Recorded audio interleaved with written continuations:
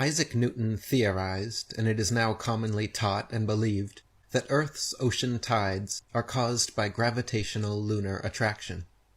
The moon's gravity allegedly generates something called tidal force, which causes Earth and its water to bulge out, not only on the side closest to the moon, but also the side farthest from the moon. Using their own calculations and predictions, however,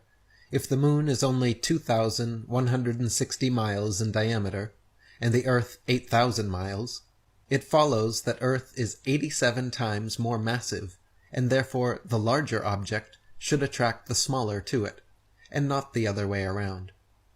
Heliocentrists claim Earth's greater gravity is what keeps the moon in orbit. Therefore, it is impossible for the moon's far lesser gravity to supersede the Earth's gravity at Earth's sea level, where its gravitational attraction would even further out-trump the moon's. If the moon has enough gravitational influence to lift the ocean's water even a single inch from their deep recesses, where Earth's gravitational attraction is exponentially greater, then there is nothing in the theory of gravity to prevent the water from continuing its attraction all the way to the moon. Furthermore, the velocity and path of the moon are uniform, and thereby should exert a uniform influence on Earth's tides, when in actuality the Earth's tides vary greatly. At Port Natal, for example, the rise and fall is only 6 feet, while at Beira, 600 miles up the coast, the rise and fall is 26 feet. Not only this, but if the moon's gravity was truly generating a tidal force causing Earth and its water to bulge out, then all the world's lakes, marshes, ponds, and other inland waters would be similarly affected and have tides as well.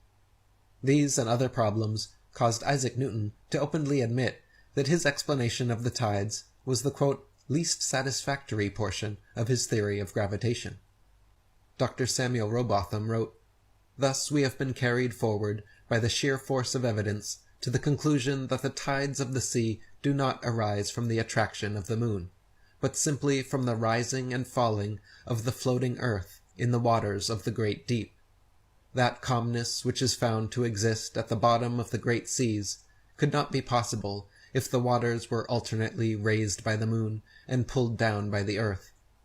Bearing this fact in mind, that there exists a continual pressure of the atmosphere upon the earth, and associating it with the fact that the earth is a vast plain stretched out upon the waters, and it will be seen that it must of necessity slightly fluctuate, or slowly rise and fall in the water, as by the action of the atmosphere the earth is slowly depressed. The water moves towards the receding shore, and produces the flood tide. And when by the reaction of the resisting oceanic medium the earth gradually ascends, the waters recede, and the ebb tide is produced. This is the general cause of tides. Whatever peculiarities are observable, they may be traced to the reaction of channels, bays, headlands, and other local causes." David Wardlaw Scott wrote, "Tides vary greatly in height, owing chiefly to the different configurations of the adjoining lands. At Chepstow it rises to 60 feet, at Portishead to 50, while at Dublin Bay it is but 12, and at Wexford only 5 feet. That the earth itself has a slight tremulous motion may be seen in the movement of the spirit level, even when fixed as steadily as possible, and that the sea has a fluctuation may be witnessed by the oscillation of an anchored ship in the calmest day of summer. By what means the tides are so regularly affected is at present only conjectured. Possibly it may be by atmospheric pressure on the waters of the great deep, and perhaps even the moon itself, as suggested by the late Dr. Rowbotham, may influence the atmosphere, increasing or diminishing its barometric pressure, and indirectly the rise and fall of the earth in the waters. The tides are clearly a product of the interconnected ocean waters, and not the other waters of earth, and therefore caused either by a natural fluctuation of the earth resting upon the great deep, as stated by the above and other 19th century authors,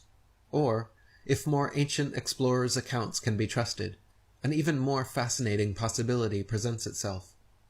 Many cultures throughout history have recorded that located at the North Pole exists a large lodestone mountain surrounded by a massive whirlpool vortex which was claimed to cause the Earth's tides. This maelstrom allegedly reverses direction every 6 hours, alternately pulling in and pushing out the ocean waters, like the breath of Gaia at the naval center point of Earth, breathing in and out twice per day. If true, this explains the consistent regularity of high and low tides better than any other proposed theory.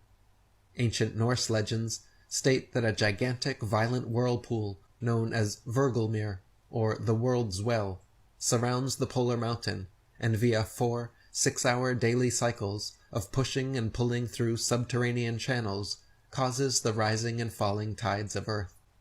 Historical records of this deep abyss can be found as early as the 8th century AD,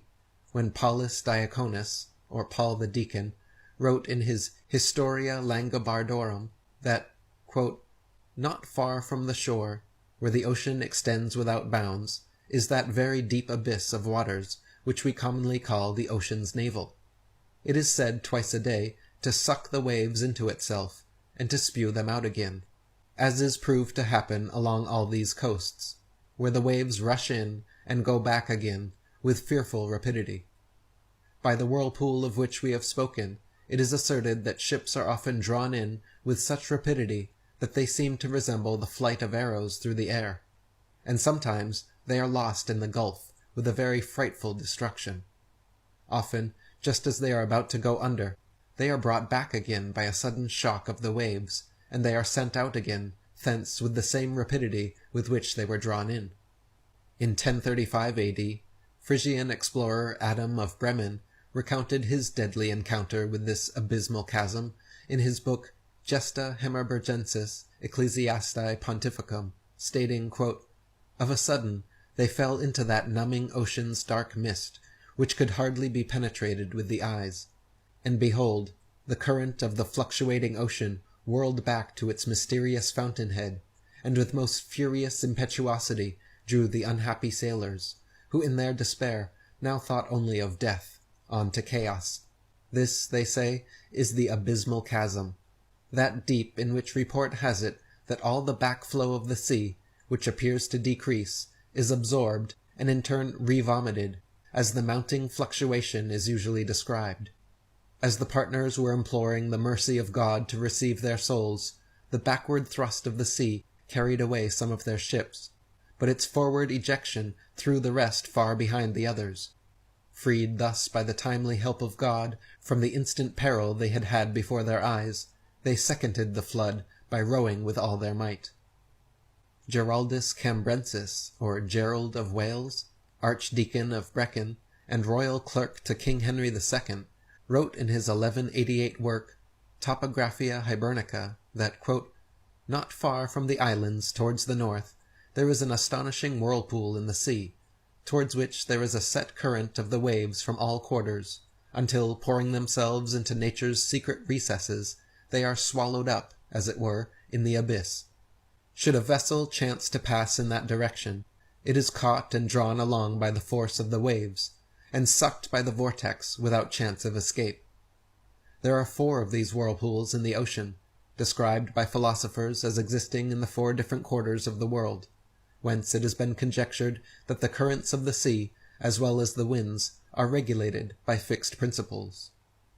The whirlpool was also mentioned in another late 12th century work, Historia Norwegiae, where the author, an anonymous Norwegian monk, gives a particularly detailed description, stating, quote,